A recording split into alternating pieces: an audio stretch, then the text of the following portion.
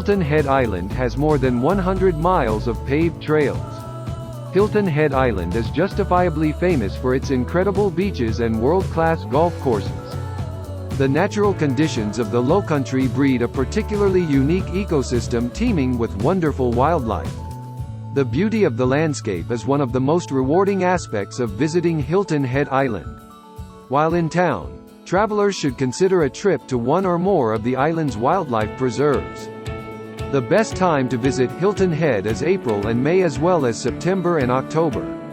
Spring and fall offer fewer crowds and lower lodging rates, all the while maintaining temperatures that are still beach-friendly. Hilton Head may be famous for its beautiful beaches, but there's many more places to visit on our island.